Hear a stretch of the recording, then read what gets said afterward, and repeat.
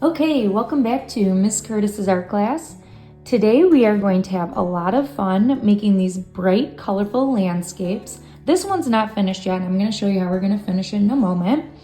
We are going to be using construction paper, a pencil, glue, and scissors to make our pictures today. We're going to focus in on working with geometric and organic shapes. So what's a geometric shape? That is a shape that's man-made, such as a rectangle, a square or a triangle, and even a circle. We are also going to be playing around with using some organic shapes. So these are more so found in nature, and they have softer, odd curves to them. Okay, so it could be like a plant or even an animal. We're going to look at 3 different artists that love to use geometric shapes. Those artists are Pablo Picasso, Wassily Kandinsky, and Piet Mondrian, and you're going to see some of their artwork go across the screen right now. So you can see that they used harder edges, they used lines, and everything looks, again, very geometric or using these man-made shapes. Okay. While we're working today, we are also going to be arranging our picture using a foreground, middle ground, and background. So you are going to want your larger objects to be in the foreground, okay? So here I have a road, different houses, and then we obviously have our background. And as we arrange our shapes that we are working with, when you make different trees and different sizes of these trees and houses, you want to be thinking about your entire picture plane. So you want to think, okay, larger objects go in the foreground, closer to the front of the image, and then to have some depth, we are going to have our smaller objects recede into the background. So we're going to take some time to figure out how we want to arrange our picture. We're also going to have a lot of fun with this because we can make some of our objects pop out. You can see that this cloud right here, I actually put this little piece of paper and I folded it in such a way, which I'm going to teach you how to do today, and then I glued it, and if I glue it to my paper, it's going to pop out. We are also going to overlap objects in our picture. So maybe you want this bush just slightly covering the house, or maybe you want the house covering this bush right here. So we are going to play around with the positioning of our picture.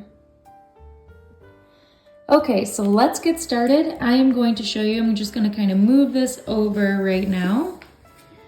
You are going to get a blue skied piece of paper and a piece of green paper that's smaller, and then we are going to glue the green to the blue background. To do this, as you can see, I am making a line around the edge of my paper very carefully, and that is good enough. Okay, so now that I have my background and my foreground right here of my grass, I can start to make all of the different objects that I want into my picture.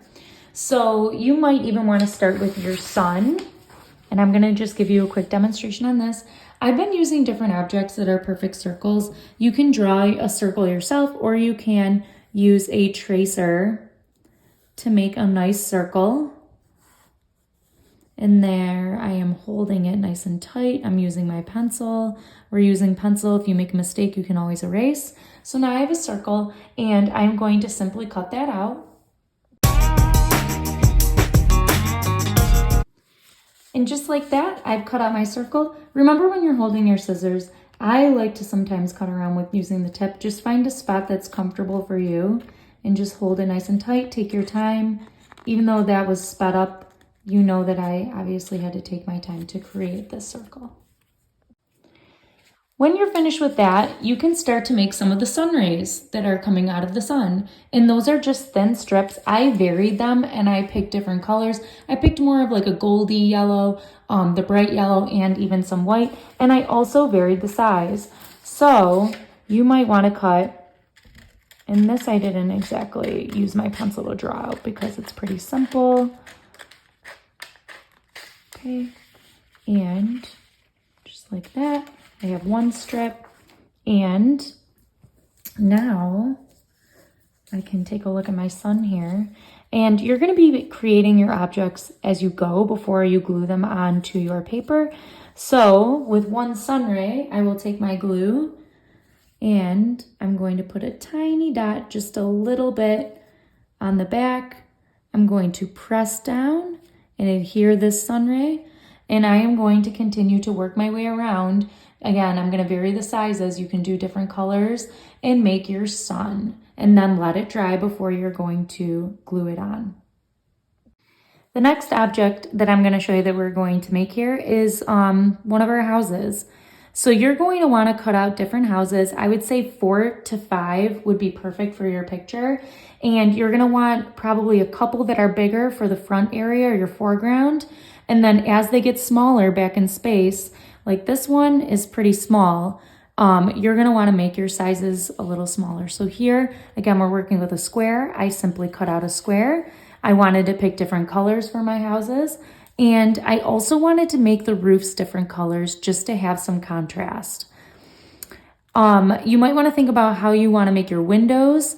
You can make them squares. You can make them circles.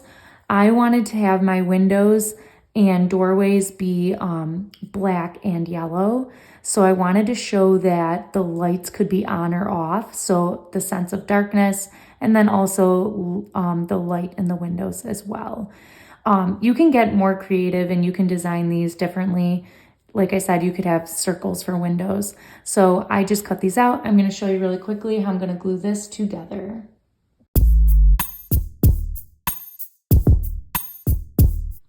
Okay, so there I have my little house and I've glued it all together. I'm letting that dry for a moment. I'm going to bring my picture back over here so I can show you how we're going to arrange everything together.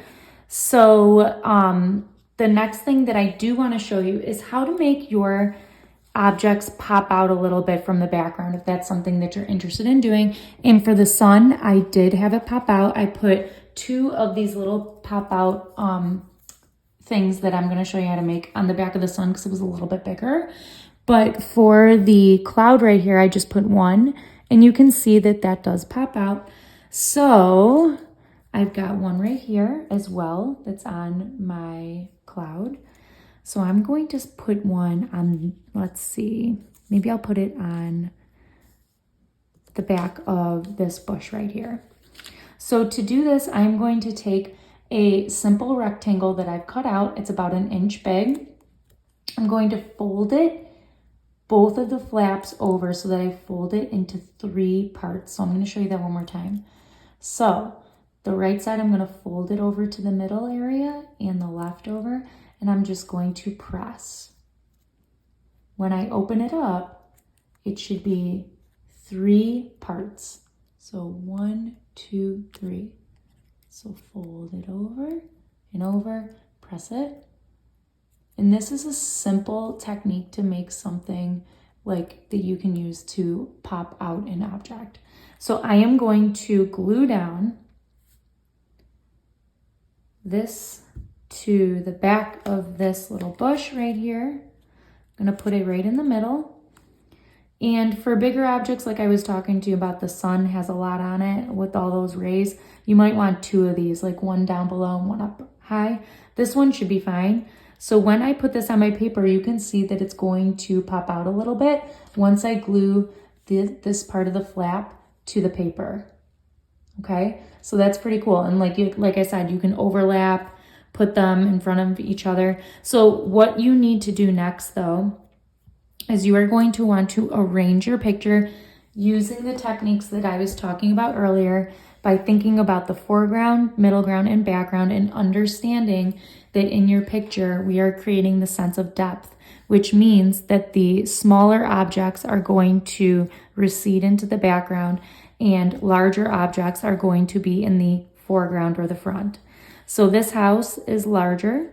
So is this yellow one. It's a little smaller, I think, than the pink one. And then this is about a medium-sized house. So maybe I'm going to put it over here.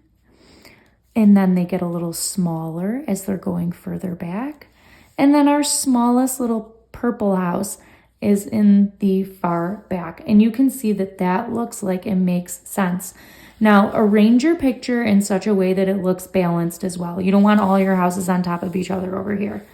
So I'm gonna kind of move this around and play with it. Got some small trees in the back over there. And then I'm gonna start to glue this down. So I am going to show you how this looks, and I can't wait to see how you arrange your pictures and what you decide to put in your picture. Oh, one more fun thing. I decided if you wanted to get really creative, you could make some extra objects such as a lamppost that you could glue down here. I also had a really small park bench. Not sure if you can tell that's like a little bench.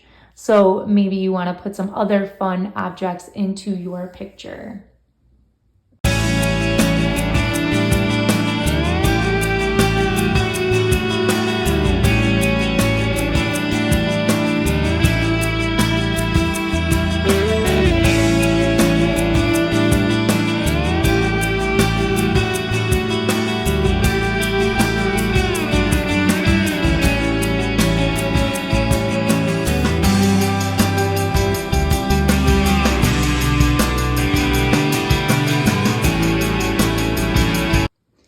Okay, so as you can see, there is my entire little village here, and I just love the way that it came out. Honestly, it was like super fun to make. So I hope you have a really good time making this project.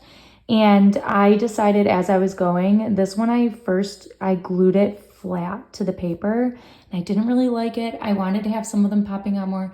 So this one pops out. This one's popping out.